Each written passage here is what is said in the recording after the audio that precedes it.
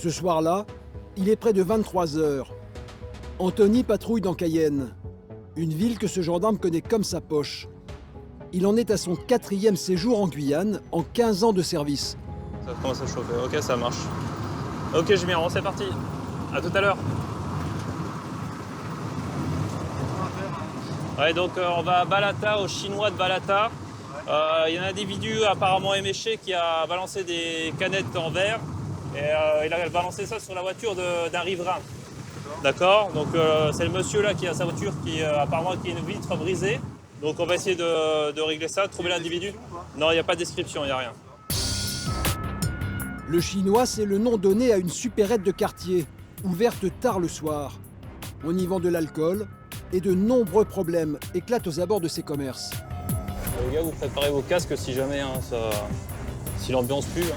Comme c'est la veille de week-end ou le week-end, ils en profitent pour consommer un peu d'alcool et ça arrive que ça dégénère. Attention, ça va être à gauche. Anthony et son équipe arrivent sur place. Sur le sol, des débris de canettes de bière.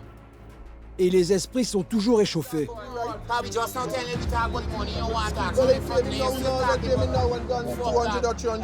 que vous souhaitez déposer plainte? D'accord.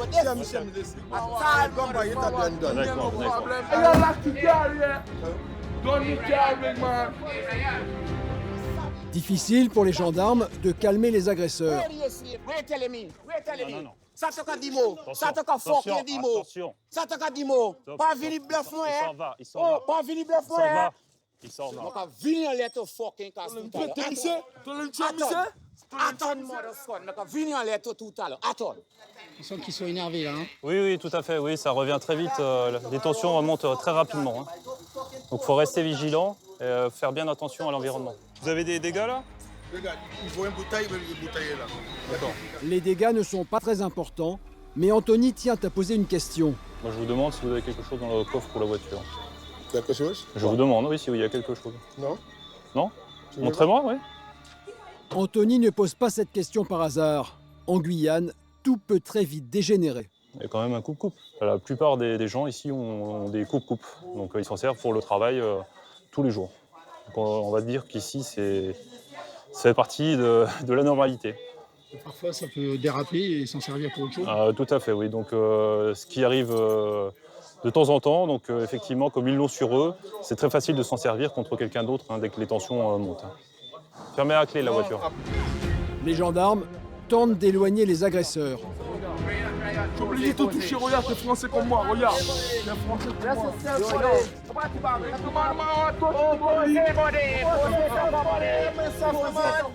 Monsieur, il va venir avec nous, c'est tout. Ok, y'a pas de souci, J'ai rien à me plaindre, tu sais. Vous restez juste là le temps qu'on éclaircisse la situation, d'accord? Pas de souci, Ok? chef. Vous arrêtez de bouger, vous restez là, vous vous calmez, ok? Je suis venu en vacances. Pourquoi tu veux me chercher? Je suis tranquille, certes, je suis clair de peau. Pourquoi tu veux me chercher? Laisse-moi Monsieur, le tranquille. problème c'est que vous venez de jeter une bouteille sur un monsieur et sur sa voiture. Oui, Pourquoi vous avez fait ça? je l'avoue. Pourquoi? Pourquoi? Parce qu'il m'a provoqué, chef.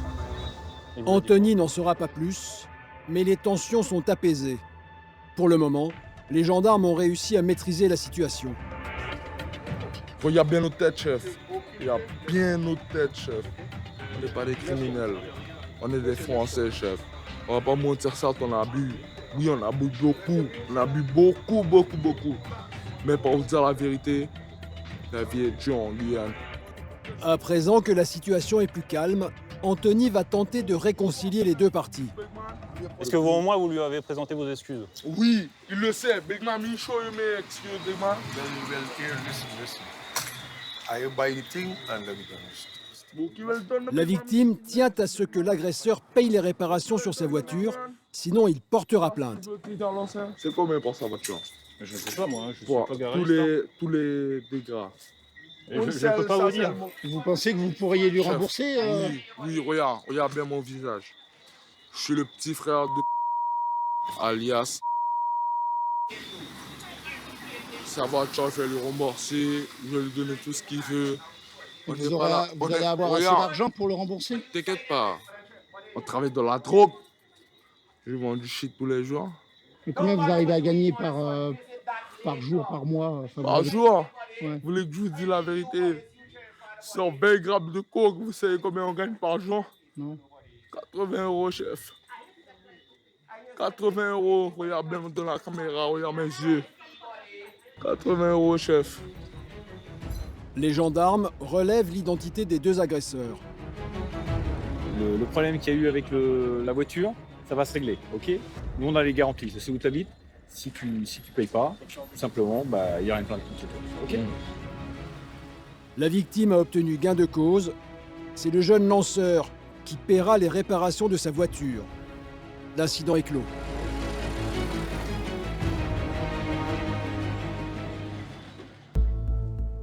La Guyane, un département français d'Amérique, aux frontières du Brésil et du Suriname. Un territoire de 260 000 habitants, en bordure de l'océan Atlantique. Derrière ces images de cartes postales, se cache une réalité parfois moins attrayante. Ce territoire est le plus violent de notre pays. Chômage, misère, immigration illégale, trafic, le cocktail est explosif.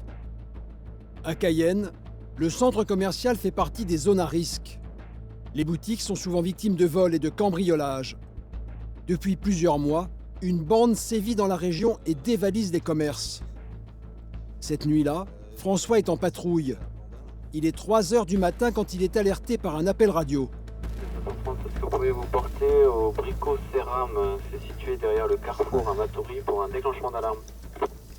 Ouais, c'est reçu. C'est un grand magasin de bricolage bien connu dans la ville, qui serait peut-être victime de la bande de cambrioleurs. François se rend immédiatement sur place avec son équipe. Gendarme depuis près de 30 ans et à Cayenne depuis plusieurs années, François connaît bien les lieux. Il positionne ses hommes tout autour de la zone commerciale. Ouais, psych 2 de psych 1. Ouais, sur écoute. Ouais, nous on va stopper là, tu passes par Carrefour là, sans passer devant Brico Céram là. Tu passes par le parking de Carrefour et tu te mets en interdiction sur le chemin de Terca. François et ses hommes s'approchent discrètement pour tenter de prendre les cambrioleurs en flagrant délit. Allez, vas-y, là, allez, suis Jérôme. On attaque à gauche, Jérôme, à gauche. Vas-y, Cliff, dans la zone d'ombre là-bas.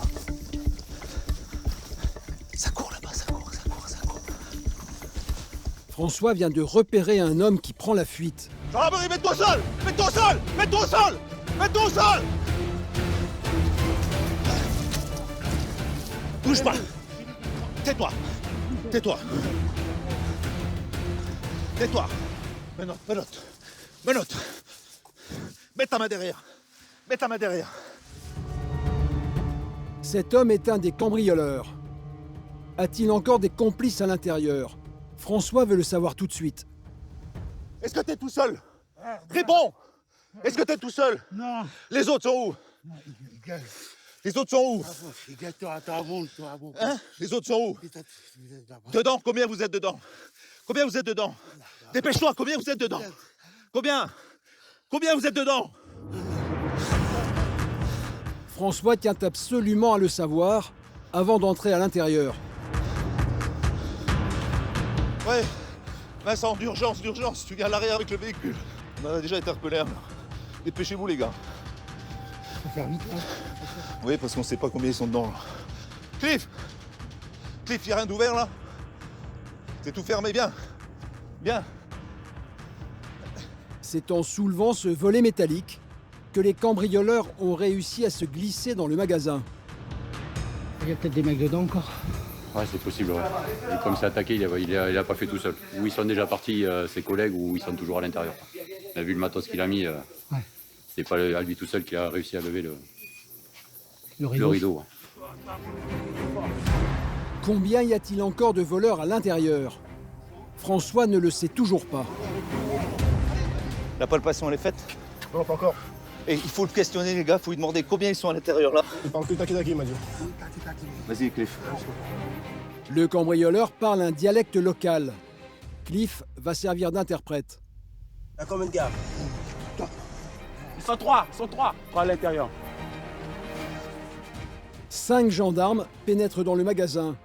Une grande surface de 1500 mètres carrés dans laquelle les cambrioleurs peuvent se dissimuler facilement. D'autant plus qu'ils sont dans l'obscurité. Vincent organise des recherches. Commence à faire cette partie, tranquillement. Va jusqu'au bout, Jérôme. Et une fois que tu es au bout, tu fais la première allée en face, ok? Tu t'annonces, hein? Il y a forcément quelqu'un quelque part, là. Et sortez de là, là! On sait que vous êtes là! Sors! Sortez de là! Les cambrioleurs peuvent se cacher n'importe où. Et ils sont sûrement armés. Les gendarmes progressent avec prudence. Pendant qu'une équipe balaye le sol, Gus, lui, prend de la hauteur. Avec quelque chose? Non, rien du tout.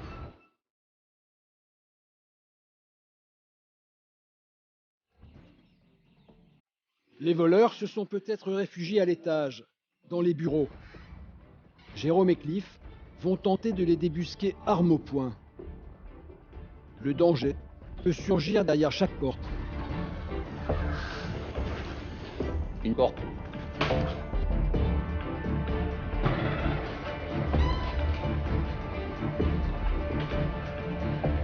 Personne, pour le moment.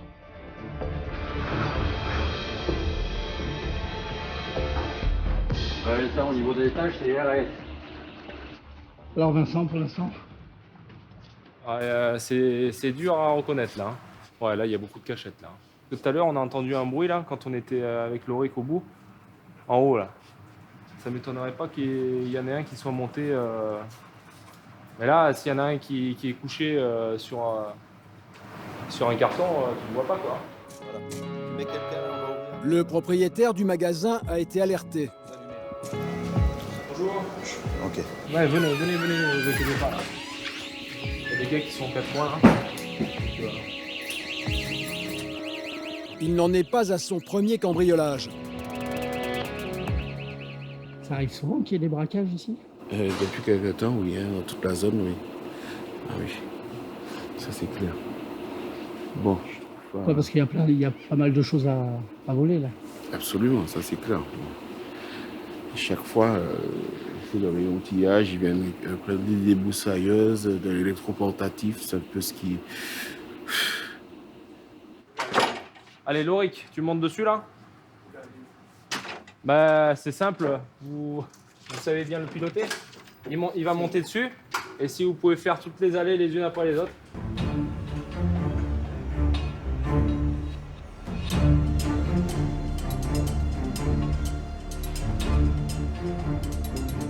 Rien à signaler.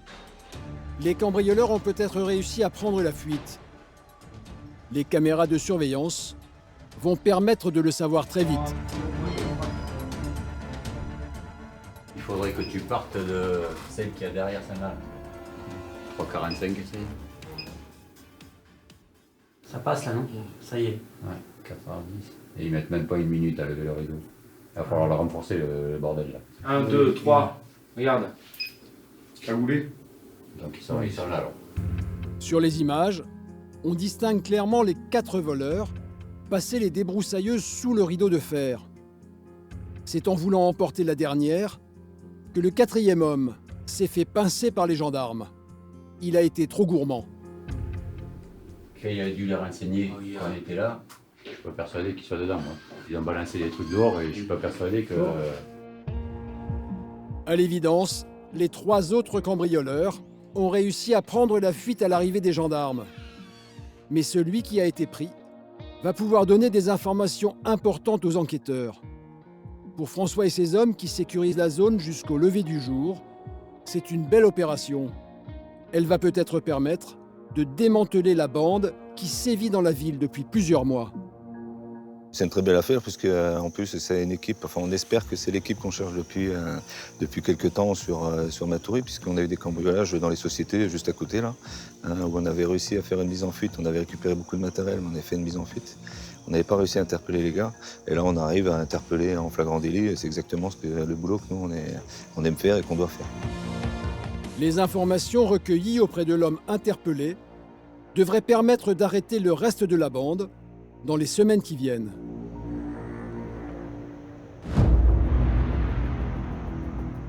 En cette fin d'après-midi, c'est l'antenne du GIGN qui est mobilisée. Le GIGN, le groupement d'intervention de la gendarmerie nationale. Des hommes surentraînés, spécialistes des opérations dangereuses. Ludovic, le capitaine, briefe ses hommes. Donc tout ce que je peux vous dire de manière certaine, c'est qu'a priori ils sont 3, a priori ils sont armés, c'est 3 Brésiliens, ils ont déjà commis un meurtre de sang-froid il y a 3 jours, donc voilà, c'est pas du petit calibre. J'ai pas de spécificité du Théo à savoir quelle taille fait l'appartement, tout ce que je peux vous dire c'est que c'est l'appartement numéro 24, qu'il est situé au premier étage et que c'est dans une cité pourrie, c'est tout ce que je sais. C'est donc un meurtrier que les hommes de l'antenne GIGN vont chercher. Et ils ont peu de temps pour se préparer. Selon leurs informations, cet homme devrait tenter de quitter la Guyane le soir même. Il faut faire vite. La problématique sur une intervention comme celle-ci, c'est que quand on part sur une domiciliaire classique, on va toujours faire des reconnaissances préalables pour connaître le modèle de la porte, pour être sûr et certain de l'adresse, savoir un petit peu dans quel environnement on va se situer. Le problème des interventions comme ça, c'est que là, sous le signe de l'urgence, on n'a pas le temps de faire une reconnaissance préalable, donc on va être obligé un petit peu de se jeter dans la gueule du loup sans savoir totalement ce qui nous attend. Et Ludovic sait très bien qu'ici, la violence peut exploser à n'importe quel moment. On n'est pas sur un état d'esprit métropolitain. Voilà, on est sur des gens qui viennent du Brésil, qui viennent du Suriname, qui ont strictement rien à perdre et qui sont confrontés dans leur vie quotidienne à un niveau de violence qui est sans commune mesure avec ce qu'on trouve de manière habituelle en métropole.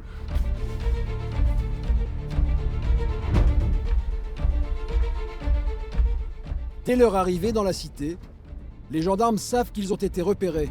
Vite, vite, vite, vite, vite, vite, vite. Allez les gros, allez, allez. Il nous a vus, on y va là.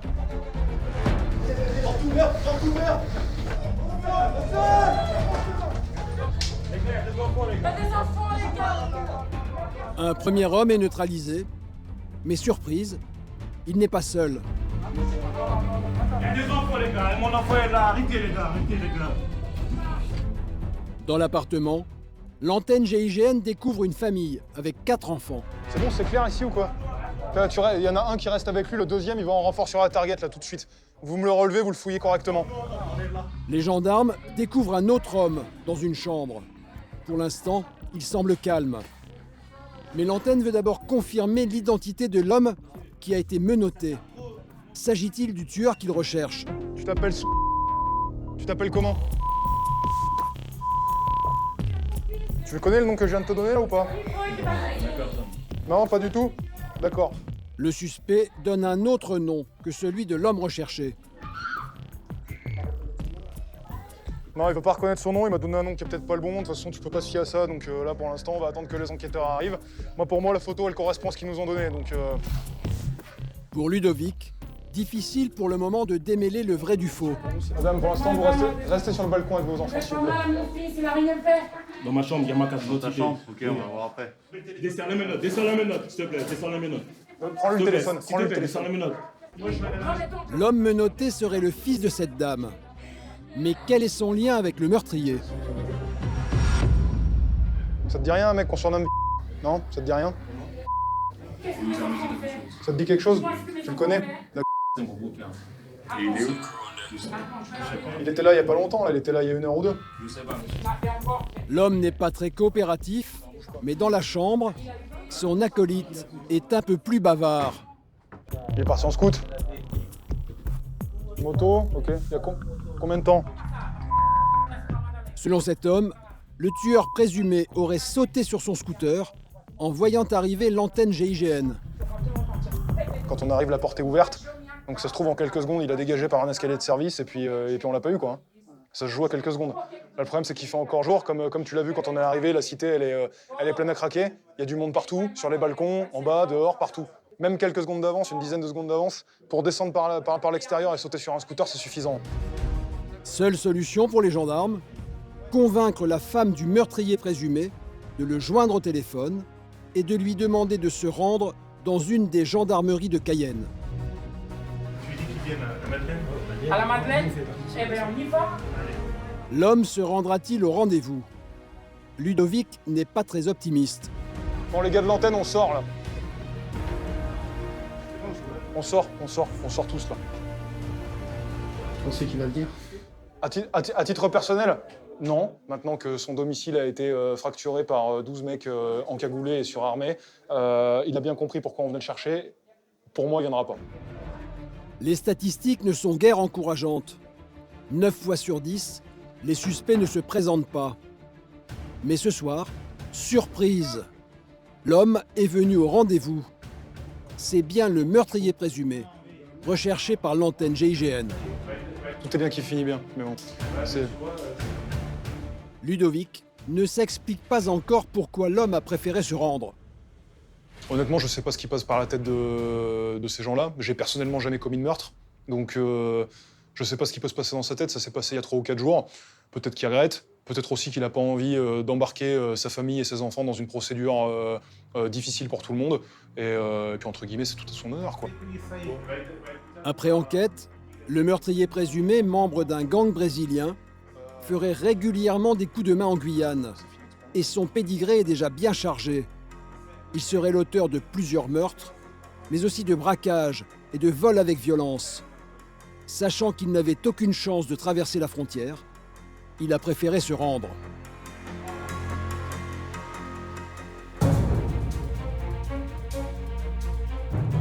À Cayenne, comme dans toute la France, le week-end, la fête et la consommation d'alcool provoquent souvent des violences, auxquelles les gendarmes doivent faire face.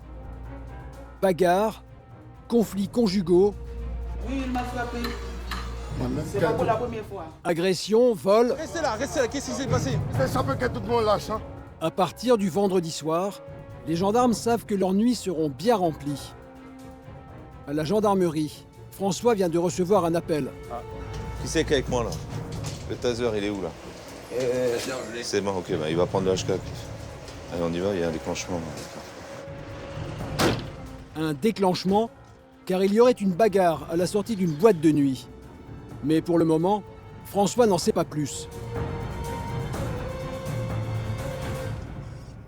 J'ai un différent familial à Cognou-la-Miron, c'est rue Champ de Calme, pas loin de la boîte de nuit, Mer. Ouais, tu peux répéter l'adresse là? Champ de Calme, mais où? Rue Champ de Calme, pas loin de la boîte de nuit. Ouais, mais c'est chez les Haïtiens ça. Les Haïtiens, François les connaît bien. Il est souvent appelé à intervenir dans leur quartier. Beaucoup vivent en situation irrégulière et sont connus pour avoir le sang chaud. Surtout sous l'effet de l'alcool. François sait qu'avec eux, tout peut très vite dégénérer. Alors... Messieurs, dames, bonsoir. Quand François arrive, la situation est tendue et la bagarre n'est pas encore terminée. Hé, ça suffit là. Hey. Ça va, Gato! Ça va, Gato! Du calme, calme-toi, d'accord. Qu'est-ce qu'il y a? Hé les gars, calme-toi. Ça va, demoiselle. Tranquille. Tranquille.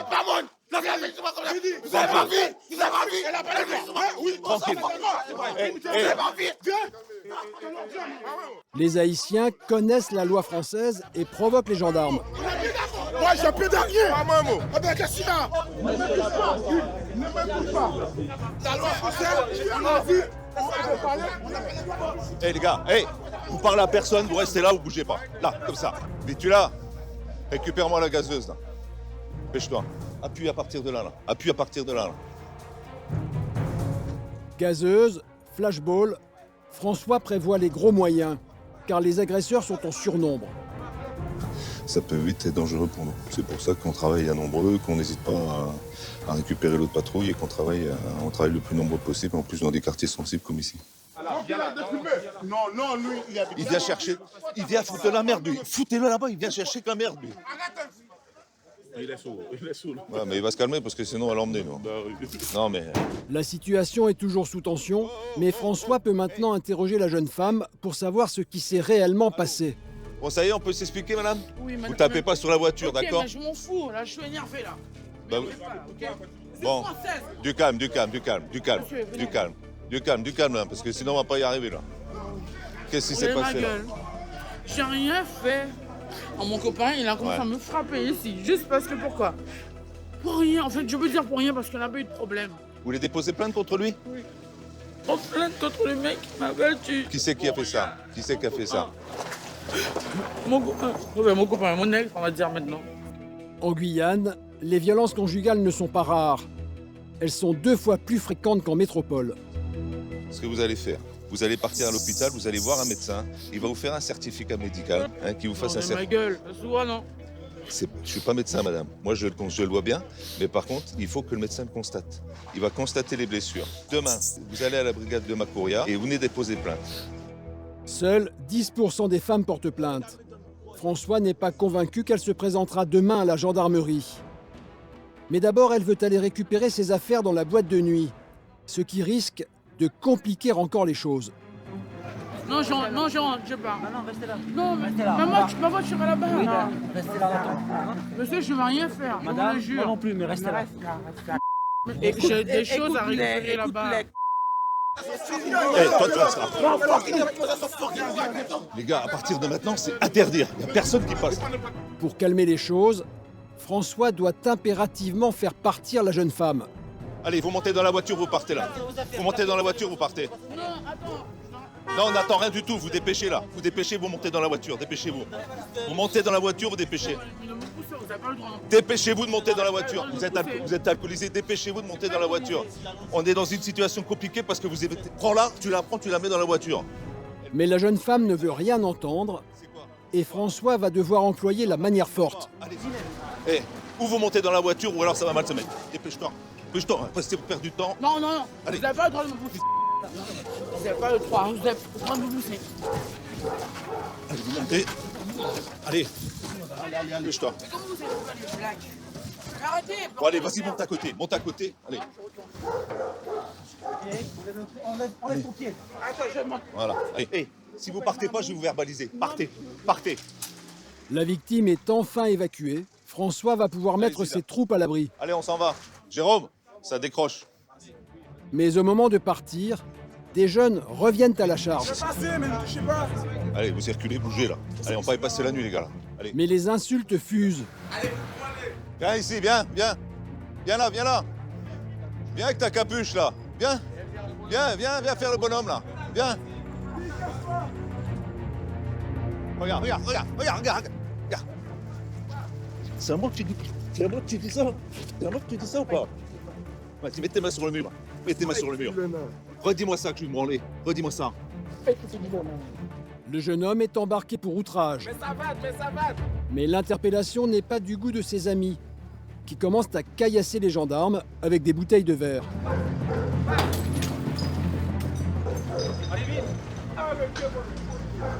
Allez, avancez. Hein.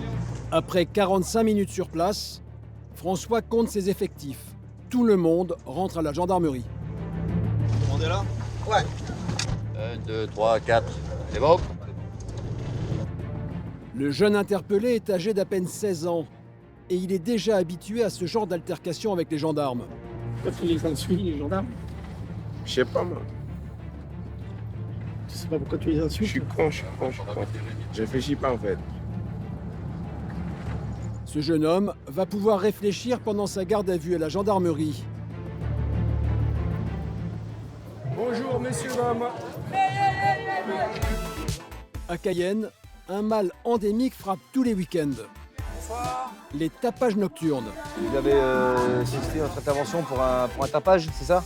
On nous a appelé parce qu'il y a trop de bruit là. On peut voir l'organisateur, s'il vous plaît? Et plus on boit, plus on entend moins. Depuis ce matin, c'est comme ça. En Guyane, c'est toujours la fête. Soirée tapage. Quel plaisir. L'alcool coule à flot et les voisins ont bien du mal à dormir. Tout le monde se plaint ici là, mais personne ne dit rien. Il y en a marre, sérieusement, il y en a marre. Et c'est pas pour qu'on puisse m'emmerder chez moi. Ce soir-là ne fait pas exception. Anthony, 15 ans de service et depuis 3 ans en Guyane, est appelé par des voisins excédés dans un des quartiers un peu chauds de la ville. C'est un quartier où on a déjà été pris à partie plusieurs fois, donc des jets de bouteilles sur les véhicules. Donc c'est pour ça qu'on évite de s'y rendre à un seul équipage. Et comme ça, avec 2 équipes, ça prévient ce genre de risque. En quelques minutes, les gendarmes arrivent sur place. Garde dans la rue principale. Tu restes au véhicule. La gazeuse, elle est de ton côté, Georges?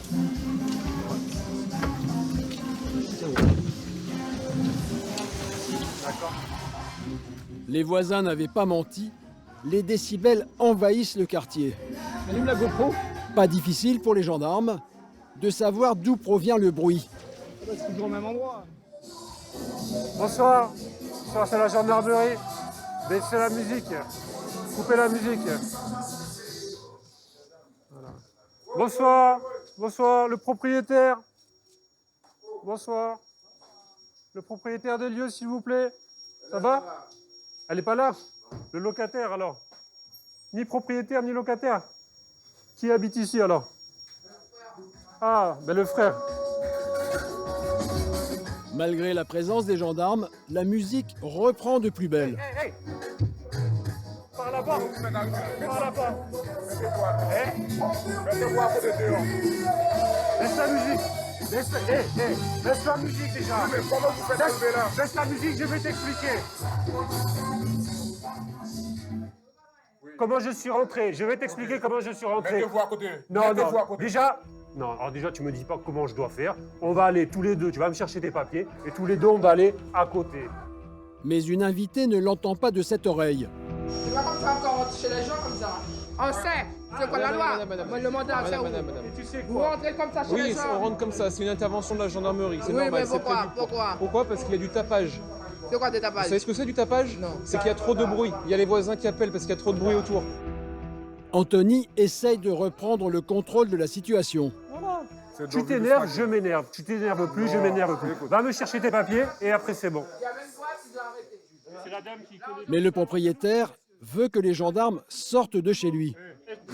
Allez. Vous m'attendez à côté de la baïa? Non, je vous attends ici et vous allez me chercher les papiers. Ici, c'est la maison. Ici, je ne suis pas dans la maison. Tu m'as pas présenté les papiers de la maison. Présente mon papier. Tu m'attends à côté de la baïa. C'est tout. Présente tes papiers, mon ami. Je présente mon papier? Tu m'attends à côté de la baïa. La porte, elle est grande ouverte, c'est une discothèque. C'est une discothèque, ton machin. Une discothèque? Mais oui, t'as vu comment tu T'as mets vu le son, discothèque ça? dehors? Marqué dehors? Non, j'ai entendu le son de la discothèque. Même en discothèque, ils n'ont pas ta musique. Je vais te dire honnêtement. Mais l'homme va continuer à jouer la provocation en augmentant le volume sonore et même en esquissant quelques pas de danse.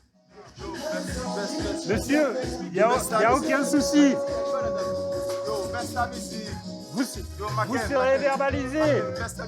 Vas-y, fais comme tu veux. Finalement, l'homme consent à arrêter la musique et à discuter devant la porte. Mais il reste toujours de mauvaise foi. Je te dis, tu m'attends ici. Vas-y, Là, c'est chez moi. Oui, non, mais Ici, tu l'as c'est dit chez 10 moi. fois. Tu l'as dit 10 fois, je l'ai compris. Ah, mais pourquoi tu comprends? Tu restes au fond de la maison toujours. Tu veux que je te conne? Tu veux que je plaise en tête? C'est quoi le souci? Le souci, c'est la musique qui est trop forte. Ça, tu comprends? La musique, c'est un souci? Oui.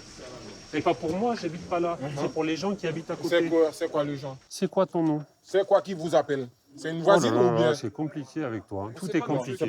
Allez. Je vous présente mes papiers. Il y a Allez, pas de souci pour ça. voilà. Ou Moi, je veux quelqu'un. savoir Oui. si c'est une voisine qui vous appelle, il n'y a pas de souci. C'est normal, hein? Ça peut arriver, ça dérange la voisine. Mais parmi tous mes voisines, je dis. Je ne sais pas. Je ne vais pas vous mentir. L'homme fait tout pour ne pas présenter ses papiers. Pour une raison simple, sans doute est-il en situation illégale. Il finit quand même par donner son nom. Alors, c'est monsieur comment? Et le prénom? Voilà. Ça marche. Allez, bonne soirée. Alors il s'énerve comme ça souvent? Je pense que c'est surtout dû au fait que ces gens-là ne sont pas forcément titulaires d'une carte de séjour. C'est une personne d'origine haïtienne. Et donc, c'est ça qui... Voilà, ils ont du mal à donner leur pièce d'identité. Donc voilà. Après, nous, ce qu'on souhaite surtout, c'est faire cesser l'infraction. Donc, ce qui a été le cas, ils ont coupé la musique. Et puis voilà. Après, si jamais on est amené à revenir ici, on va verbaliser. Et voilà. La musique était forte. Ouais, la musique était forte. Là, le monsieur vient de remettre la musique. Donc voilà, il va falloir y retourner. C'est sans fin. Ça peut être sans fin. Il faut savoir faire preuve de patience. Dis-lui juste de baisser, c'est trop fort. Dis-lui juste de baisser, c'est trop fort, s'il te plaît. Ok ? Anthony a finalement réussi, avec beaucoup de diplomatie, à ramener le silence dans le quartier. La musique, le son, nickel. Reste à la platine, toi. C'est mieux parce que lui, il est... Allez, salut. Les voisins vont pouvoir terminer la nuit dans le calme, mais ils craignent de devoir faire encore appel au service de la gendarmerie le week-end prochain.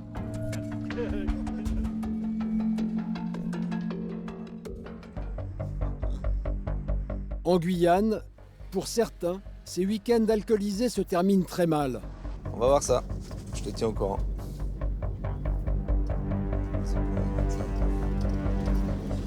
Un mec qui est ivre au bord de la route entre Cayenne et Macouria. Donc tu vas en face. Des piétons alcoolisés qui titubent sur le bord de la route et qui se font renverser par une voiture. Un grand classique du samedi soir en Guyane. La mortalité sur les routes du département est énorme. Quelques secondes plus tard, François aperçoit l'individu signalé.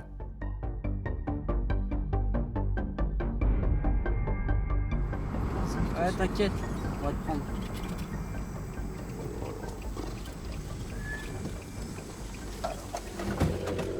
Monsieur, bonsoir. Et toi derrière lui, bouge. C'est un contrôle vidéo. Qu'est-ce qui se passe, monsieur? Non, en fait, je suis à pied, j'habite après le pont du Larivot. Où ça? À quel endroit? 500 mètres juste après le pont du Larivot. À Belterre.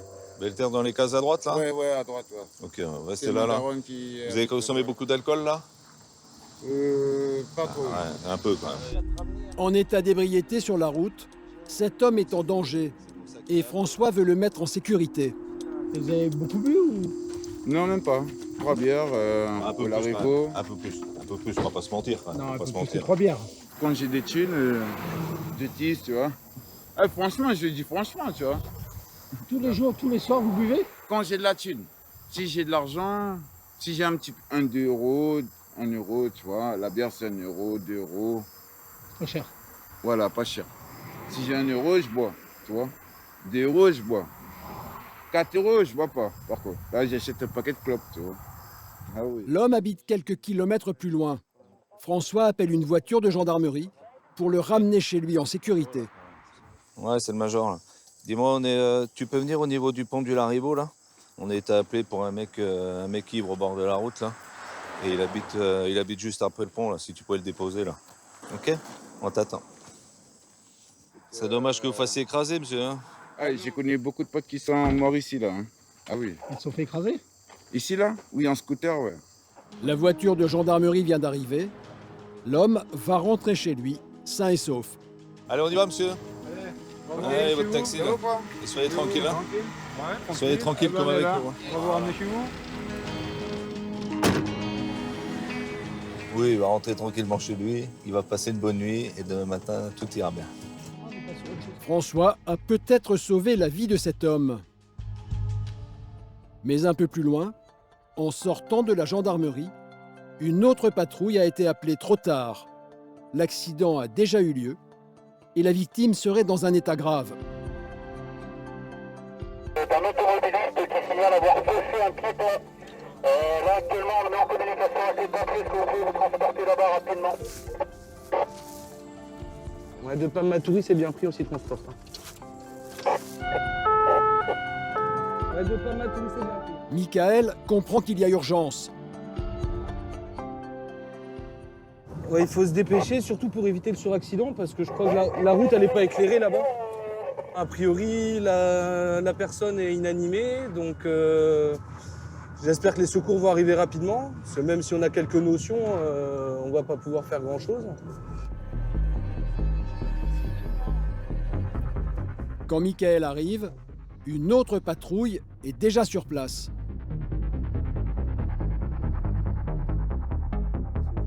La personne animée, elle est où? Elle est là? Ok, c'est bon. Les pompiers ne sont pas encore arrivés. C'est donc Michael qui va prodiguer les premiers soins. Il découvre la victime, allongée sur le sol. Tu crois que ça vaut le coup d'essayer de faire un massage ou pas? Hein? Ah oui, merci. Il n'y a que ça qui peut le sauver. Vous pouvez commencer à masser. Vous voulez que je le fasse? Michael et les autres gendarmes se relaient pour tenter de ranimer la victime. Quand les pompiers arrivent à leur tour, Michael peut aller voir le conducteur de la voiture qui a heurté le piéton. Il est toujours sous le choc. Bonsoir. Bonsoir. C'est vous qui conduisiez? Oui. Qu'est-ce qui s'est passé? Voilà, il était au milieu de la route, j'ai essayé de l'éviter. D'accord. Et je l'ai pris en plein fouet, sur le côté, en plein fouet. D'accord. Le choc, il a eu lieu là. Qui c'est qui a déplacé la personne? Non. Personne l'a déplacé? Personne l'a déplacé. Il a été projeté. Voilà. Le conducteur venait à peine de sortir de chez lui. Qu'est-ce qui s'est passé? Il était au milieu de la route. Et quand je venais, je ne l'ai pas vu. Il était sur son vélo à côté. Et en arrivant tout près, j'ai vu quelqu'un et j'ai essayé, je lui ai tapé dedans. Et ce qu'il y a, c'est que c'est pas bien éclairé. L'état de la voiture témoigne de la violence du choc. Selon le conducteur, la victime poussait sa bicyclette au milieu de la route. Michael la retrouve quelques mètres plus loin. Ouais, apparemment, du coup, il était en vélo et il a quand même été bien projeté, quoi. Ouais, il est détruit, le vélo. Il est détruit. Ça veut dire qu'il aurait pu faire un vol de combien, là? Bah là, déjà, si personne n'a bougé, entre le vélo et lui, il y a déjà un paquet de mètres. Hein. L'homme aurait fait un vol plané d'une quinzaine de mètres. Les gendarmes vérifient le taux d'alcoolémie du conducteur de la voiture. T'as eu le temps de faire le dépistage de monsieur? Non, bah donne. Monsieur, je vais vous soumettre au dépistage de l'alcoolémie, d'accord? Vous rouliez vite ou pas? Je vais à 80, 85, 80. D'accord. Hop, vous soufflez 4-5 secondes à peu près, s'il vous plaît. Encore. Non, faut pas s'arrêter. Attendez. Faut pas s'arrêter. Il faut souffler 4 secondes. Encore. C'est bon. 0. C'est négatif, donc tant mieux. Oui, donc tant mieux déjà. Une bonne chose pour le monsieur, malgré ce qui vient de lui arriver. Le monsieur est tout autant victime, même si malheureusement, c'est lui qui sera responsable de l'accident. Le cœur de la victime ne repart toujours pas.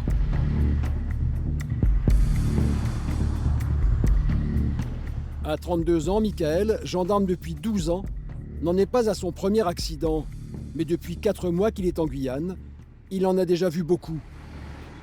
On essaye de garder la tête froide et puis malheureusement, c'est souvent en rentrant à la maison qu'on se pose et qu'on se dit oh punaise, c'est chaud ce qui s'est passé, quoi.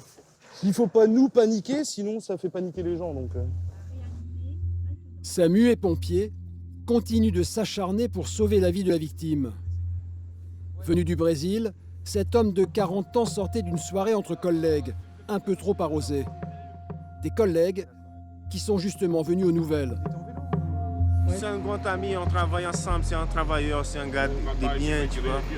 Ça me fait trop de la peine de le voir comme ça. On est des menuisiers, on travaille dans le bâtiment, on fait de la menuiserie. C'est un bon gars, il travaille, c'est normal. C'est normal de temps en temps, il picolait un peu, c'est pour ça qu'il... Je pense que c'est pour ça aussi. Les habitants se plaignent du manque de lumière. Aucun réverbère n'éclaire la route. Pas de trottoir non plus, pour protéger les piétons. Você tem que colocar ici, iluminação. Que aqui não tem iluminação, aqui tudo c'est tudo. Aqui não tem nada. Il n'y a pas de lumière à la route là, c'est comme Il y a ça. un peu, C'est ça. Il n'y a pas de lumière, il n'y a pas d'accotement. Du tout là, c'est l'argent, la poche, tout le monde là. Il n'y a pas de limitation de vitesse, il n'y a rien du tout ici. Les gens roulent à plus de 100 km/h. C'est ça le problème. Finalement, après 50 minutes d'effort, les secouristes arrêtent le massage. Le cœur de la victime ne repartira plus. L'homme serait mort sur le coup. Ils nous font des prélèvements sanguins. Et donc, je vais placer le monsieur en garde à vue. Le substitut du procureur s'est rendu sur place. Vous ne savez pas content que je suis là, mais les personnes sur le bord de la route, sans lumière, à pied, c'est extrêmement courant et les accidents, malheureusement, ça arrive aussi fréquemment. Michael doit maintenant annoncer la mauvaise nouvelle au conducteur. Monsieur, je reviens vers vous. Vous êtes en ligne avec votre femme? Non, avec masque. Ok. Je vais vous demander de raccrocher le téléphone, s'il vous plaît. Ouais, attends. Après. Monsieur est décédé. D'accord. Donc, monsieur, afin de garantir vos droits et tout ça, vous êtes placé en garde à vue pour homicide involontaire. La garde à vue est faite pour s'expliquer sur les circonstances de l'accident. D'accord. Ça ne veut pas forcément dire que vous irez en prison. D'accord, monsieur. Hein? Vous avez le permis de conduire? Oui. Oui. Est-ce que vous voudrez voir un médecin? Ça va. Moi, je pense qu'il vaut mieux. Hein? Ok. Déjà, asseyez-vous. Déjà, ça ira mieux. D'accord? Hop là, pardon. Hop. Le conducteur sera jugé dans quelques mois. Il risque une peine de 10 ans d'emprisonnement. Mais de nombreux éléments vont plaider en sa faveur. Et notamment les analyses post-mortem du sang de la victime, qui montreront qu'il était bien en état d'ébriété au moment de l'accident.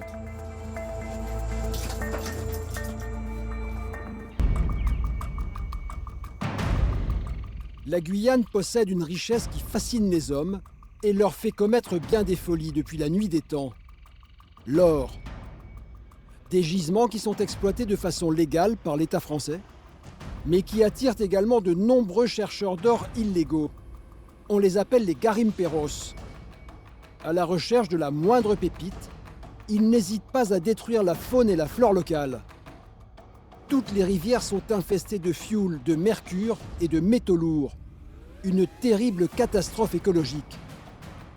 Les gendarmes sont chargés de chasser ces chercheurs d'or et de mettre un terme à leur activité. Ce matin, à Matoury, une quinzaine d'hommes sont prêts à partir en mission dans la jungle. Le commandant donne ses dernières consignes. Le nom de l'opération: Anaconda. Le but pour la mission aujourd'hui, comme toutes les anacondas, c'est d'arriver, de poser au plus près des moteurs, de casser ce qu'on peut casser immédiatement, de faire une fouille sommaire, et on s'arrête là. Après, on se projette sur une autre zone pour essayer de multiplier le résultat. En avant. Armes lourdes, grenades, les opérations contre les garimperos sont toujours dangereuses. C'est risqué de façon manière, tout ce qu'on engage comme mission en forêt, il faut partir sur le principe qu'à n'importe quel moment, on peut se retrouver face à un comportement armé, enfin une attitude armée, et puis d'aller à l'extrême, quoi. Donc, mieux on est préparé, moins il y a de surprises. En moins de 30 minutes, les hommes arrivent au cœur de la jungle amazonienne, le poumon de la région. Et ils ne tardent pas à tomber sur des mines d'or illégales, creusées à la pioche par les garimperos qui ont pris la fuite en entendant les hélicoptères. Même s'ils ont, je pense, une veine, hein, ils ont un bout de veine. Ils étaient sur le bon filon. Pour creuser ces filons, les chercheurs d'or dévastent l'environnement. Ils ont coupé la forêt en deux. Là, ils ont coupé la montagne en deux. C'est d'autant plus impressionnant. Et en fait, vous êtes toute une chaîne, franchement, qui a été coupée sur toute la longueur. Plus un seul arbre et une énorme tranchée sur plusieurs centaines de mètres. Les gendarmes vont détruire ces mines illégales. Les artificiers prennent l'opération en main. Ces granulés sont des explosifs puissants. Reliés à un détonateur, ils vont détruire toutes les galeries. Le mélange d'explosifs qu'il y a dans les tubes d'exhale, en fait, ça génère un très très fort effet de poussée, ce qui fait que ça va écrouler toute la paroi dans le puits qui se trouve juste à côté. Ce qui fait que le puits après sera détruit. S'il y avait une personne qui était à côté, au moment de l'explosion, on ne le retrouvera pas. Voilà, ça m'a d'être simple. Avant la mise à feu, 4 coups de sifflet bref. Durée de la mèche lente, 3 minutes 20. Donc à partir où vous aurez entendu le coup de sifflet, le temps qu'on rentre, on se met tous à l'abri. Mise à feu! C'est parti, c'est en train de se consumer. Il nous reste 3 minutes 15 avant que ça explose. C'est largement suffisant. Les hommes ont tout intérêt à se mettre à l'abri.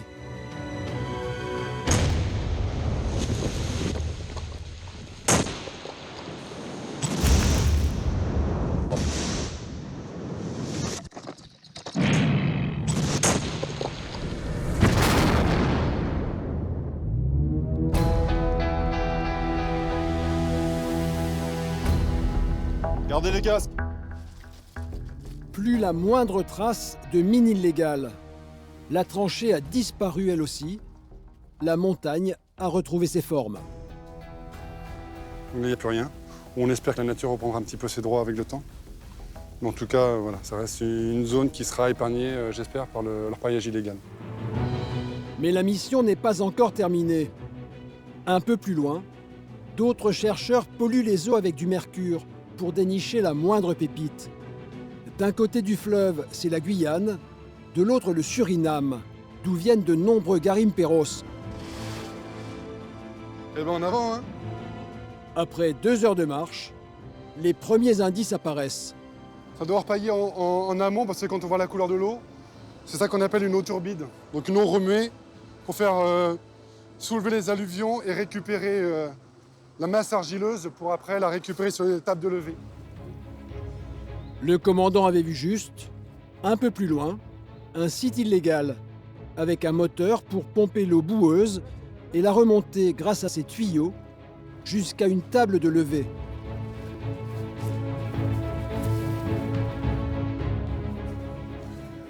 Et les tapis sont toujours là. Donc la table de levée, le principe de la table de levée, en fait, c'est de récupérer l'alluvionnaire. Et au final, par gravité, l'or va rester piégé dans les tapis. Et c'est à partir de là, en fait, qu'ils vont faire couler le mercure dessus pour que l'amalgame se génère, se crée. Au total, ce sont des kilos de mercure qui sont jetés dans la rivière tous les jours. Une catastrophe pour les animaux et pour les hommes. Comme le poisson, en fait, lui, assimile le mercure pour manger, à partir d'autres poissons, notamment. Donc, ce qui fait qu'il accumule les quantités de mercure nocifs pour la santé, déjà pour lui, et puis nous, lorsque nous les mangeons.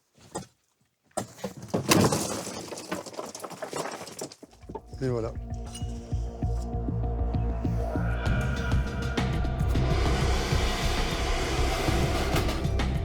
Il ne doit rien rester. Toute l'installation doit être intégralement détruite.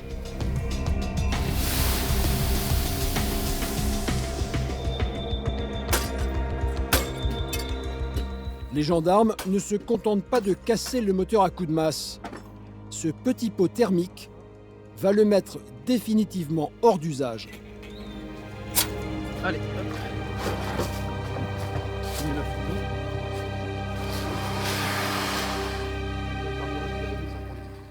si je dis pas de bêtises, c'est quoi? C'est près de 3000 ou 8000 degrés, je sais pas, la fusion. C'est hallucinant ce que ça peut dégager. En quelques secondes, le moteur est fondu, impossible à réparer. Quand les garimperos reviendront, ils ne pourront jamais le réutiliser. Mais les gendarmes soupçonnent les chercheurs d'or d'avoir caché un deuxième moteur dans la rivière. Quand on est arrivé, tu avais les petites bulles d'huile qui remontaient. Donc il doit être par là. Pas que ce soit trop profond quand même, parce que si c'est trop profond, on va galérer. Faut essayer de le sortir, hein. Ouais. Enfin, le sortir. Je vais essayer d'accrocher un morceau de corde surtout. Et on va demander à l'hélico de le tirer. Le moteur est bien là. La manœuvre va pouvoir commencer. Ouais, on va décoller, on arrive. C'est noté, on t'attend. Donc l'abordage, ça sera par la barranque, hein, par la barranque pleine d'eau. En quelques secondes, l'hélicoptère arrive sur place.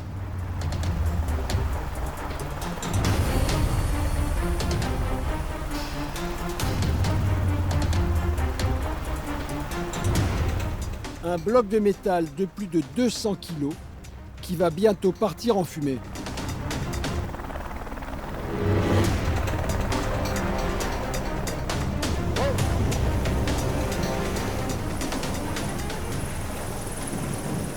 Il est bon, hein? Il est très très bon. Ça valait le coup quand même d'amener l'hélico. Ouais.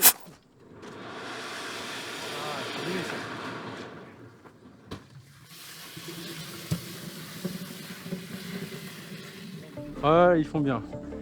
Bonne mise en place. Et ouais, ça fond bien. Un peu plus loin, les gendarmes découvrent le camp des chercheurs d'or. Par ici. Les hommes ont pris la fuite, mais les femmes sont toujours là.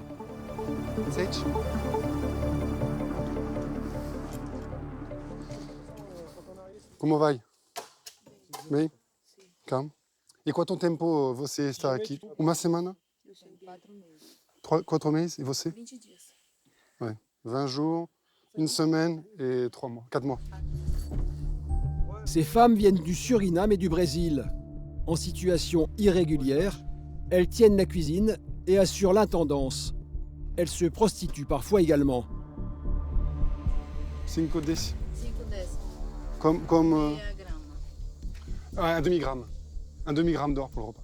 Parce qu'ici, tout est payé avec de l'or. Ah, tout est payé de l'or, ouais. Un demi-gramme d'or, soit 15 € le repas. Le campement est bien équipé, mais ses occupantes sont sommées de plier bagages. Ah, par contre, de l'électricité ici, donc il y a un groupe électrogène.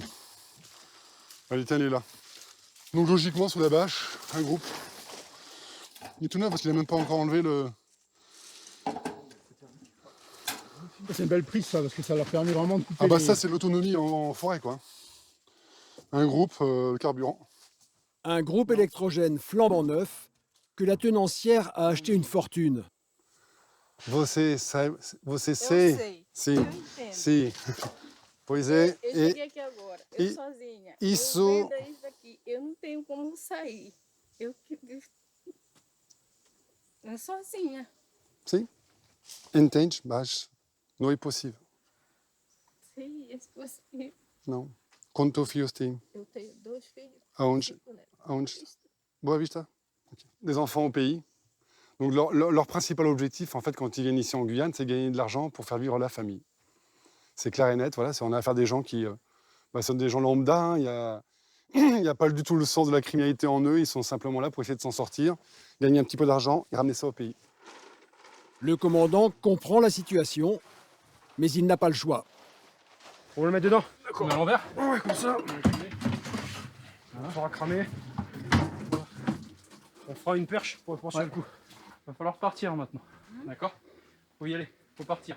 L'orpaillage clandestin rapporterait plus de 350 millions d'euros au Garimperos chaque année. Un trafic auquel le gouvernement veut absolument mettre fin. Là, ce qu'il faut, c'est rester un petit peu pour qu'elle n'y retourne pas tout de suite pour récupérer des trucs. Faut pas qu'elle soit en danger en fait. Ouais. Souvent, en fait, c'est ce qui se passe. On met un feu et ils attendent qu'une chose, c'est qu'on parte pour tout de suite essayer de revenir récupérer le moindre truc qui peut se comprendre. Mais à côté de ça, t'as toujours le risque d'explosion. Opération Anaconda réussie. Les gendarmes ont mis un coup d'arrêt au trafic dans la région. Bon ben voilà. Hein. On rentre du boulot. Mais ils savent que c'est un travail de fourmi, car la Guyane compterait plus de 500 camps d'orpaillage illégaux, comme ceux qui ont été détruits aujourd'hui. À Cayenne, la soirée se termine pour les gendarmes. Mais Michel et son équipe vont devoir faire face à une scène de ménage aux proportions inhabituelles.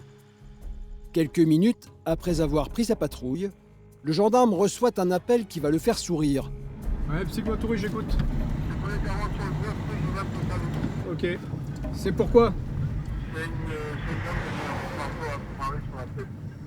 D'accord, ok.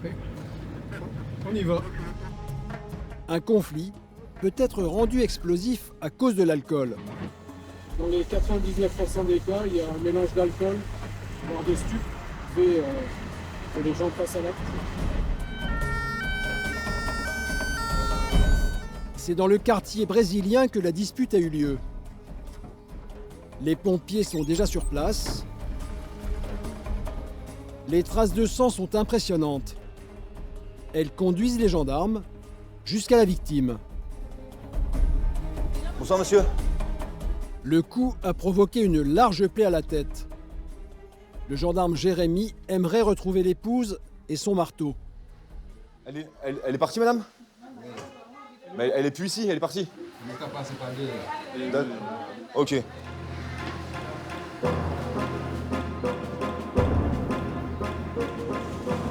Les gendarmes fouillent la maison. Ils trouvent un homme à l'étage supérieur. Monsieur, c'est la gendarmerie. Bonjour. Il y a une dame avec vous quoi? Vous êtes tout seul? Vous êtes qui par rapport au monsieur là qui a reçu le coup de marteau? Personne? C'est pas la même? D'accord. Apparemment, il n'est au courant de rien. Elle a disparu, là. Ouais, c'est pas là. La fouille continue. Intérieur, extérieur, tout est passé au peigne fin. On va se fermer ça. Poulailler. Ouais, c'est un poulailler. Hein. Je me demande s'il n'y a pas un descriptif de sa femme quand même. Il y a une photo de ta femme? Une photo. Tu as une photo de ta femme? Vous pouvez nous dire comment elle est habillée ce soir? Les gars en pantalon soulier et puis pantalon jean ou legging? Pantalon jean. En voyant la photo, Jérémy reconnaît la jeune femme. Il est déjà intervenu ici pour une scène de ménage il y a 2 semaines. Ah, mais elle, je l'ai vue il y a 15 jours. Il est foutu dehors. Vous voulez pas qu'elle Et vienne? là, c'est une histoire de téléphone, en fait. Elle lui avait planqué son téléphone, il a voulu le récupérer, elle s'est fâchée avec lui en disant « je te rends pas ton téléphone », elle a voulu le planter. Elle a voulu le planter avec le couteau. Mais c'est finalement à coups de marteau qu'elle a frappé son compagnon. Jérémy commence une enquête de voisinage. J'habite à côté. Oui. Et puis j'ai entendu brac. Alors je suis venue regarder pour ma voiture, j'ai vu qu'à distance ma voiture, c'est tout ce que j'ai vu. La dame, elle est connue pour être violente d'habitude? Moi je sais pas, moi je sais Vous pas, connaissez- je connais pas. Ah, vous connaissez Non, pas? non, pas du tout les gens qui habitent là. Putain, mais ils sont battus ici aussi là? Ouais, Ok. mais c'est tout. Hein. Bah merci madame. L'homme est toujours conscient, mais les pompiers préfèrent l'emmener à l'hôpital pour procéder à des examens complémentaires. Qu'est-ce qu'il a, le monsieur, là? On a une plaie au niveau de la tête. Et c'est... Une centimètres, juste au niveau du... en partant du fond vers le crâne. Bon, sa femme, elle a pas raté, quoi. Ah, exactement, bien touché.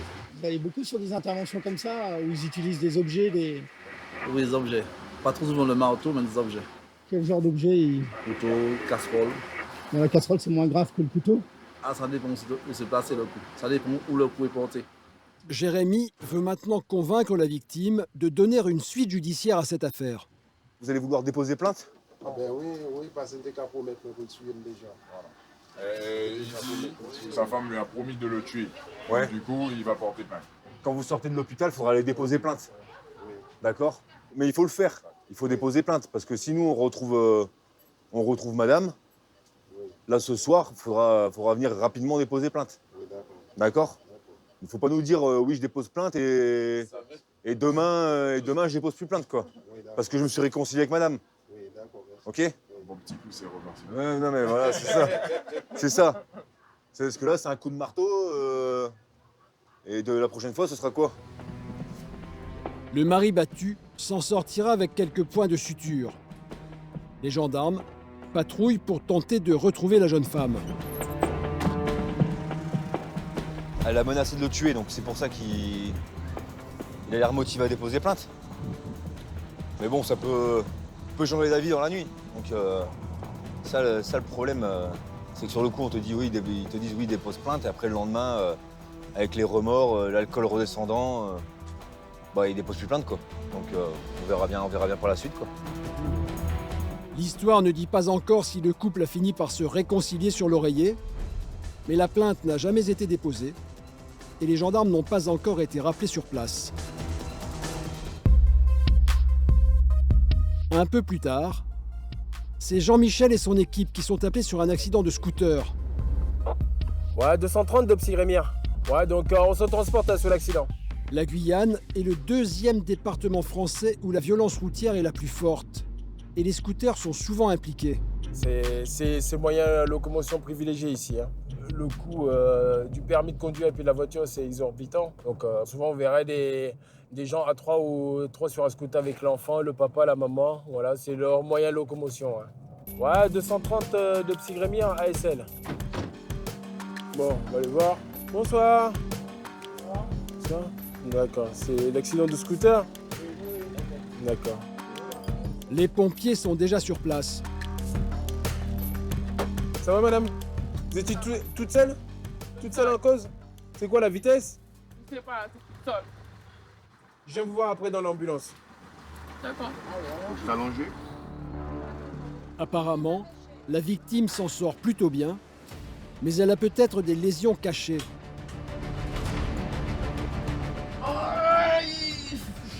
Respirez normalement. Ça ira, madame. Votre mari, il est pas là? Lui, il dort. Ah, il dort? Non. Tu es tombée toute seule? Toute seule. Tu as glissé? Oui. Et tu es tombée dans le caniveau? Dans le fossé? Ok. Deux amis de la jeune femme vont pouvoir donner plus de précisions à Jean-Michel. Elle est juste là à la maison avec ma copine. Donc elle était dans une soirée? D'accord. Ouais, elle a un peu bu. Hein? Elle a un peu bu. Voilà, beaucoup. Elle était... Pas beaucoup. Ah ben, un peu quand même. D'accord, elle n'était pas toute seule ce soir. On va faire souffler madame. Ouais, après, vous avez consommé de l'alcool ou pas? Oui, j'étais au bassin. D'accord. Je vais vous faire souffler. Allez-y, je vous laisse souffler. Oui. Je vais entendre un petit clac. Soufflez fort. Soufflez fort, soufflez. Mais la jeune femme fait semblant de souffler, Non, il faut souffler madame. car elle craint sans doute d'être positive. De toute façon, si vous n'arrivez pas à souffler, vous allez à l'hôpital et puis on va faire une prise de sang. Donc il faudra trouver quelque chose. Vous soufflez juste. Non, là vous êtes en train d'aspirer. Il faut souffler. Voilà, là vous aspirez, vous prenez l'air. Encore. C'est bon. Non, madame, calmez-vous. Mais je souffre, moi. Allez, c'est pas grave. Se relever tout ça et puis il est parti. Voilà. Enfin, au bout de la 4e tentative, C'est positif. D'accord, donc le taux légal est dépassé déjà. Vous avez bu quoi ce soir? 5 bières, je pense. 5 bières. De quoi? 5 bières. 5 bières? Ouais. D'accord. Bon. Ça a donné quoi? Ah, vous pouvez faire l'objet d'une amende parce que vous rouliez, on n'a pas le droit de rouler bourré. Non, quand j'ai conduit, je n'étais pas bourré. Ben, madame, on vient de vous faire souffler. mais pire encore, son assurance ne prendra pas en charge les réparations du scooter. Finalement, le fait qu'elle soit positive, ça a pu causer l'accident? Ah oui, carrément. Donc là, je pense que soit elle faisait, on va dire la course, mais je pense qu'elle a perdu l'équilibre avec l'alcool. Voilà, elle est tombée.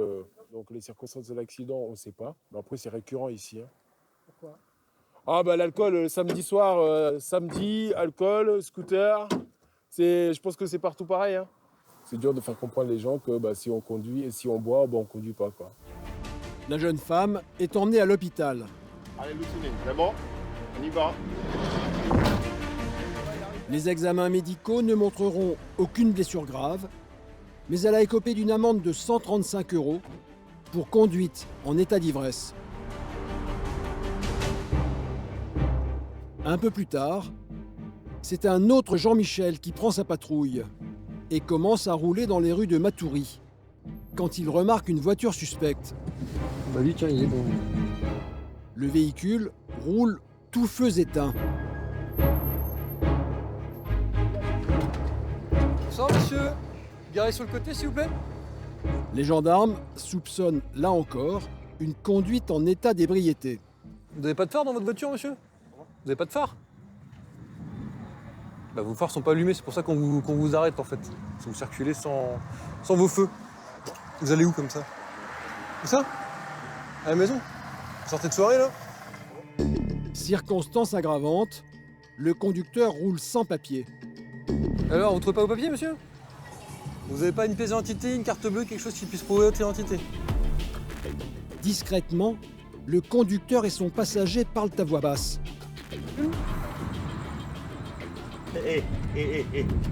On arrête les messes basses maintenant? Ça, je vous rapporte. C'est clair? Alors, c'est quoi ça, là, déjà là? Vous allez poser ce qu'il y a dans votre sacoche, je vais le mettre sur le toit du véhicule, s'il vous plaît. Ah bah voilà, une carte d'identité. En fait, le conducteur aurait le même nom que son passager, ce qui est quand même étrange. C'est qui? C'est vous, son camarade? Vous posez question, monsieur, répondez, ça ira plus vite si vous répondez. Parce que, honnêtement, on est sympa. Il faut répondre. Quand on pose des questions, répondre. C'est vous. Alors, le chauffeur, comment il s'appelle? Vous savez pas? C'est pas votre chauffeur. Vous savez que soit vous jouez le jeu et ça se passe bien, soit vous avez passé 4 heures au poste pour vérification d'identité, monsieur. Les gendarmes, qui n'en sont pas à leur premier contrôle, suspectent le conducteur de ne pas avoir de permis. Vous n'avez pas le permis? Voilà, c'est pour ça que vous donnez de fausses identités. Ça s'est senti tout de suite, hein. Oui, hein, c'est pour ça qu'on pousse un peu le contrôle. Hein. Bonjour. Monsieur, vous allez venir avec moi, s'il vous plaît? Descendez. Venez avec moi. Posez toutes vos affaires, tout ce que vous avez dans les poches, vous le posez sur le toit. Posez le téléphone aussi. Tournez-vous. Le conducteur n'a donc pas de permis de conduire et il refuse toujours de donner son nom. A priori, c'est pas en état normal. Là. Donc il y a au moins une consommation d'alcool, voire de stupéfiants. Une deuxième voiture va emmener le conducteur à la gendarmerie pour mesurer son taux d'alcoolémie, de stupéfiants et découvrir également son identité. Quoi, là, vous appelez un taxi ou vous appelez un ami? Vous attendez, vous dormez dans votre voiture. Monsieur, quand on boit, on conduit pas. Hein. Donc, voilà, trois possibilités. Taxi, famille, vous dormez en voiture. Le passager, qui lui est titulaire d'un permis de conduire, dit aux gendarmes qu'il préfère attendre sur place pour que son taux d'alcoolémie redescende. Après, on est vendredi soir et samedi soir, donc un peu comme partout en France en métropole, les gens font la fête. Oublient que quand on fait la fête, on ne conduit pas. Et donc, forcément, de temps en temps, il tombe sur une patrouille. Voilà, donc là, il a joué, il a perdu. Mais 2 minutes plus tard, Jean-Michel reçoit un appel de la police qui vient d'arrêter le passager au volant de la voiture. Il roulait tout feu éteint. Ouais, suivi par Zulu Autorité, on va à leur rencontre. Ah oui, malheureusement, il y en a qui jouent, et puis qui jouent, qui perdent et qui persistent à rejouer et à reperdre. C'est lui. Hop, the kid, là. On se connaît, nous, non? Bah voilà, pourquoi vous avez repris le volant? J'en ai rentré chez moi. Bah oui, sauf que je vous ai dit que vous n'étiez pas en mesure de reprendre le volant. Donc vous allez rejoindre votre copain, du coup. Conduite en état d'ivresse, le jeune homme va terminer la nuit en cellule de dégrisement avec son copain. On voit que les effectifs des forces de l'ordre saturent le terrain et les contrevenants ont peu de chance finalement de s'en sortir. Son copain qui a été emmené au poste a été contrôlé à 1,40 g. Soit près de 3 fois la limite autorisée. L'homme au t-shirt rouge révélera un taux de 1,11 g, soit plus de 2 fois la limite légale. Il devra s'acquitter d'une amende de 250 € et il peut dire adieu pour un bon moment à son permis de conduire. Depuis plusieurs années, un peu à l'écart de Cayenne, fleurissent des bidonvilles comme celui-ci. Des habitations de planches et de tôles, construites illégalement par des étrangers en situation irrégulière. Des villages dans lesquels les gendarmes sont souvent appelés à intervenir. Il est 17 h quand Vincent commence son service. Et quelques minutes plus tard, un appel retentit. C'est au Manguier, c'est ça? Hein? C'est où exactement?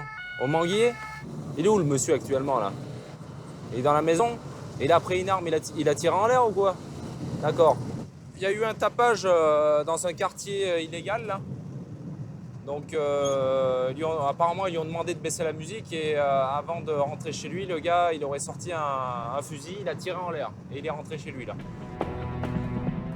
L'usage des armes à feu est fréquent dans ces quartiers. Après là. Après là. Notamment quand ils font des soirées, ils aiment bien prendre les fusils de chasse et faire une petite minute où ils tirent tous en l'air. 230 de Ptigmatourie ASL au Manguier. Quand Vincent et son équipe arrivent sur place, les tirs ont cessé. Bonjour madame, c'est qui a appelé la gendarmerie? C'est vous? Il est où le monsieur là? Au fond? Oui. D'accord. Mais c'est quoi le problème? C'est un problème de tapage ou pas? Oui, c'est moi qui ne vais pas. Que j'habite là, côté chez la maison. La musique très, très fort. Oui. Et mon petit monde pleure. Au cas il y a un gros fusil, ça c'est la deuxième fois. Bon, comme ça, boum! Ah ouais? Très fort. Et il a tiré en direction de quelqu'un ou pas? Non, à la maison même. Dans ces bidonvilles, tout le monde ou presque est armé, a priori pour se défendre. Mais cette année encore, des gendarmes se sont fait tirer dessus en Guyane.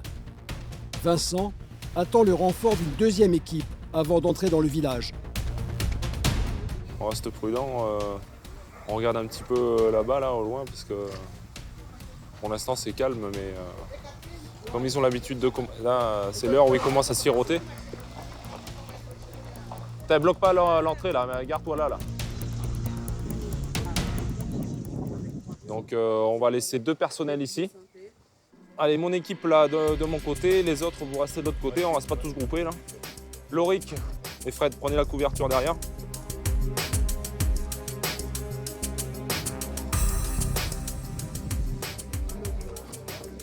Où ça? La maison verte.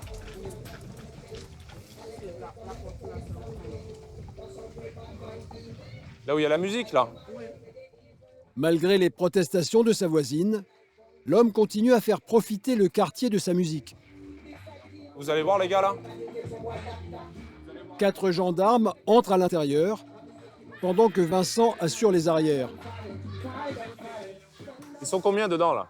C'est lui, là? Sortez, monsieur. Venez là. Venez là. Qu'est-ce qui se passe? Qu'est-ce qui se passe? Expliquez-nous ce qui se passe. Ouais, non, mais c'est pas ça qu'on pose la question. Si on vient, c'est qu'on vient dire quelque chose. C'est votre femme, là? Monsieur, c'est votre femme, là? Où ça? Celle-là? Non, c'est pas ma femme, il cherche des embrouilles avec moi. Moi, j'ai un homme reproché. Vous restez là pour le moment. Restez là, monsieur, bougez pas. C'est vous qui avez tiré un coup, là? Oui, mais pour quelle raison vous avez fait ça? Ben, dans la forêt, je suis monté, puis je voulais tirer sur quelque chose. J'ai tiré dans les bois. J'ai pas tiré sur personne. Hein. Tu peux nous montrer le fusil, là? Allez, on peut rentrer, là? Excédé par les plaintes de sa voisine, cet homme avait apparemment besoin de passer ses nerfs en tirant des coups de fusil. Les gendarmes tiennent à savoir de quelle arme il s'agit. Il y avait une cartouche dedans, là? Non, il est exactement comme il est là. Il y a une cartouche posée là et les autres dans la cartouche sur le cross. Je peux voir. C'est quoi ça? C'est la facture? C'est la facture. Regarde, j'ai acheté ça dernièrement parce que ces gens-là me font chier. Ils ont dit qu'ils vont appeler des gens de Dieu pour me foutre. Tu vois, moi j'ai mon gosse, moi je rigole pas. Moi je les pète, moi. C'est eux qui me font chier, man. Ils sont venus avec des gens, ils veulent ramasser ici. Mais elle dit que vous mettez la musique trop fort. Mais on est vendredi, monsieur, regardez ma petite caisse. Arrêtez, j'ai pas le droit, tout le monde met de la musique. Arrête, non, mon frère. C'est pas interdit. Je tire pas sur les gens. Visiblement, il s'agirait d'un conflit de voisinage qui s'envenime depuis plusieurs semaines. Alors à quoi vous sert cette arme-là que vous avez achetée? Là maintenant, là? Ouais, elle vous sert à quoi? Plus pour la chasse. Plus pour la chasse. Mais pour me protéger aussi, je vais pas mentir. Pour ma protection. De quoi? Ben, de certaines personnes qui ont envie de ma tête. Et moi, au cas où, avant qu'ils arrachent ma tête, j'arrache leur pas. Ah, ici, il faut être armé, hein, mon gars. Hein? C'est dans les squats, tous les squats, si t'es pas armé, t'as dans le cul, hein? Ouais. Il faut pas que tu tires avec ton pétard ici, là. Il faut pas que tu tires avec le fusil, là. D'accord? Même plus loin. Le fusil, c'est fait pour chasser dans la forêt ou sur le fleuve. Tu prends... tu montes un tout petit peu là, t'es déjà dans la forêt. Oui, mais t'étais pas en train de chasser.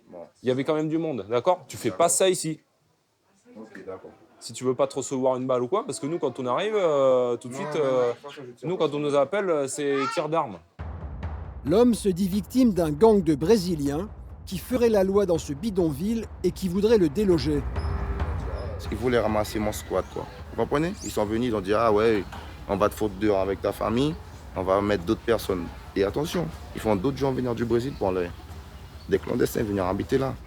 C'est pour ça que vous vous défendez? Ah ben ouais, regardez ce que j'ai. Ben ouais, obligé. Les gendarmes ont pris soin de démonter l'arme, mais ne peuvent pas la saisir car elle a été achetée légalement. Mais ça, on le rencontre fréquemment ici. Hein. Ça, c'est l'arme de chasse de prédilection de la Guyane. Hein. Un Baïkal, hein, avec un canon, calibre 12. Donc là, qu'est-ce qu'il a là? Du 4, du plomb du 4. C'est quand même assez gros. Et là, il y a une brennette là. C'est quoi une brennette? Une balle. Une balle. Donc ça fait des dégâts. Hein. Combien tu l'as payé? Voilà, 220 € ça coûte ça. Tu as juste eu besoin de ta pièce d'identité. Voilà. En Guyane, il peut acheter ça avec sa pièce d'identité uniquement. Il va dans une armerie, il présente sa pièce d'identité, 220 € et il ressort avec un calibre 12.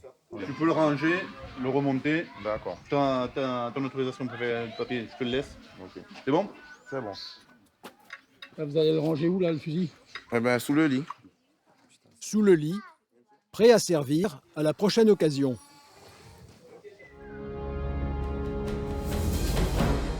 Le lendemain, c'est le branle-bas de combat à la caserne de Matoury. Le commandant de la compagnie a réuni ses hommes pour une opération dans un autre bidonville, et pas n'importe lequel, le plus gros de la Guyane. Tout le monde ici le connaît sous le nom de Bagdad. Trafic d'armes, de drogue, prostitution, commerces illégaux, ce bidonville est un des plus violents de la région. Depuis plusieurs semaines, les gendarmes s'y font même agresser. Et il n'est pas question pour eux de laisser s'installer une zone de non-droit.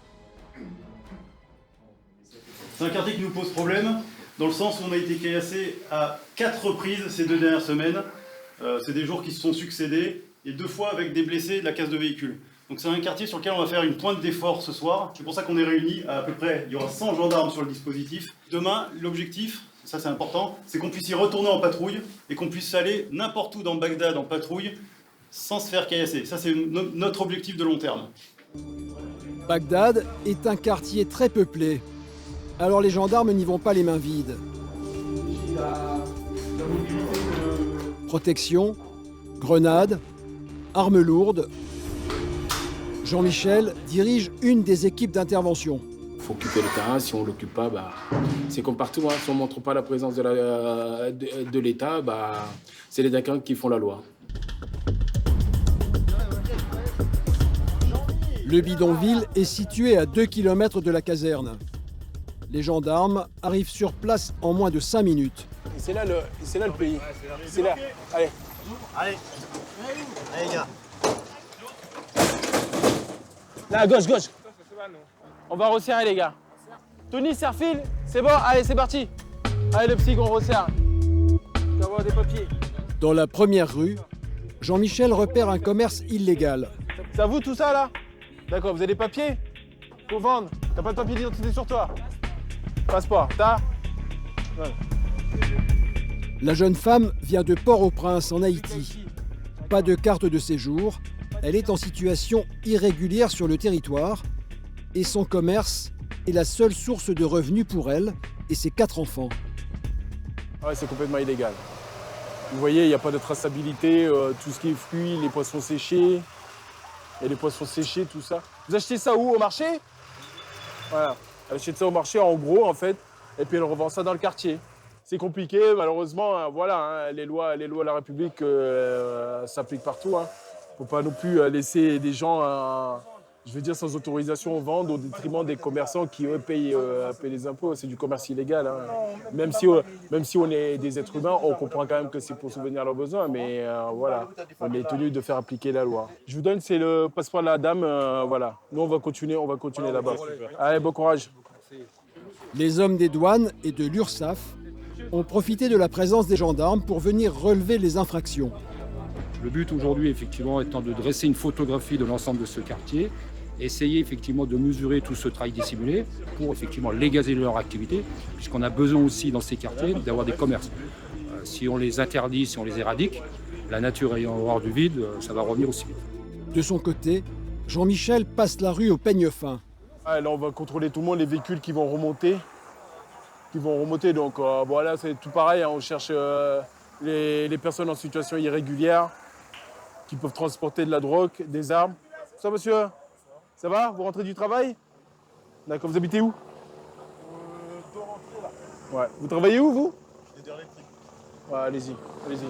Carte de résident jusqu'en 2023, c'est bon. Monsieur, oui, c'est bon. Personne ne doit échapper au contrôle. Bon prénom, date de naissance. Je suis Ils sont pas bons les papiers, hein. C'est 2017. Les personnes en situation illégale sont emmenées à la police aux frontières, la PAF, qui va statuer sur leur sort. Lui aussi, pas de papier? Pas de papier, puis en plus il n'est pas très coopératif, alors qu'on essaie de faire un maximum d'efforts pour que tout se passe bien. Donc là on prend l'initiative, hein, on l'embarque. Et la PAF fera le nécessaire pour contrôler l'identité. Il se rebelle. En fait, il fait en sorte que le temps s'écoule pour que ce soit à son avantage. Et les gens, en fait, ils essayent d'user des fois de nos sentiments pour qu'on soit un peu plus sympathique et puis qu'on les laisse partir. Hein. Mais non. Hein. C'est un petit jeu. Il faut être un peu plus fort psychologiquement qu'eux. Voilà, faut pas se laisser amadouer. On resserre. Ouais. Serré, on relève. Je comprends, vas-y Tony. Hugo, va chercher là-bas. Jean-Michel progresse dans les ruelles. Son objectif est de mettre la main sur les jeunes qu'il avait caillassés lors de son dernier passage. Eh les gars, on va dire ça à vos copains, qu'on caillasse pas les gendarmes. Ok? Donc il faudra passer le mot. Ok? Qu'ici, c'est pas parce que vous appelez ça Bagdad entre vous là, Bagdad, B13, tout ce que vous voulez, le ghetto, mais il est hors de question qu'on fasse des trucs comme ça. Après, je suis un peu étonné qu'ils viennent beaucoup comme ça. D'habitude, c'était des 6 voitures. Et puis là, je vois des grosses camions de l'armée et tout. Il y a un hélicoptère qui tourne là-haut. Là, c'est plus un contrôle. Moi, je pensais que c'était des trucs de drogue qu'ils cherchaient. Et un peu plus loin, Jean-Michel et Jérémy reconnaissent un des jeunes qui les a caillassés 2 semaines plus tôt. Oh jeune, viens. T'étais là sous le caillassage là-bas. T'étais là? Viens, on va discuter là-bas. T'étais pas là la semaine dernière? Hein? J'y étais. Si, j'y étais. T'y étais? Là-bas? Oui, j'y étais. Donc t'y étais? Ok, attends 2 minutes. Attends. T'y étais? Tu étais oui ou non? Oui, j'y étais. Voilà, t'y étais. Ok? C'est bon. Ils sont où les autres? Jean-Michel, vous l'avez reconnu, c'est l'un des participants au caillassage. C'est un des participants qui nous a caillassé il y a 15 jours et qui avait dégradé le véhicule du commandant de compagnie. Et ils sont où les autres? Bah ceux qui étaient avec toi là. Moi, je suis pas ici. Hein? Je sais pas. Si, j'étais là, j'étais en face de toi. En face de moi. J'étais en face de toi. Moment même t'es tombé par terre si tu te souviens. Regarde-moi, tu te souviens? C'est là, moi. Tu te souviens pas? C'est pas lui. Mais les gendarmes, eux, n'ont aucun doute et ils vont emmener ce jeune à la gendarmerie. Il n'y avait pas de avoir papier. du temps pour réfléchir parce que là tu vas être placé en garde à vue pour une durée de 24 heures renouvelable. Donc, puis tu parleras et plus ça jouera en ta faveur. T'es pas bête, tu comprends ce qu'on dit. À toi de voir où est ton intérêt. Si tu veux prendre pour les autres parce que tu donnes pas leur nom, tu donnes pas les identités ou quoi que ce soit, ben, c'est toi qui sera puni et les autres continueront à se promener tranquillement. Le jeune homme va être entendu par l'officier de police judiciaire et Jean-Michel pense qu'il pourrait même faire des confessions. Donc après c'est comme tout le monde, la garde à vue au bout de quelques heures ou même peut-être au bout de quelques minutes, il commencera à parler. Là, il ne veut pas dénoncer les copains. Bon, pour l'instant. Après ici c'est comme ça parle facilement quand même. Hein. Pour le colonel, cette opération est un succès. Ça fait 1h30 qu'on est sur le terrain et là on a pas mal de résultats tant en termes d'infractions, donc des commerces qui ne sont pas du tout en règle. Là on a reconnu un individu qui a fait partie du caillassage d'une de mes unités qui était venu faire des contrôles la semaine dernière. Et on est à peu près à 18 ESI aussi, donc étrangers en situation régulière. Donc pour l'instant un bilan plutôt positif. Merci, embarquez. C'est bon Laurent? Ouais. Les gendarmes ont montré qu'ils étaient capables de venir en force et de faire leur travail dans ce bidonville, comme partout ailleurs sur le territoire de la Guyane.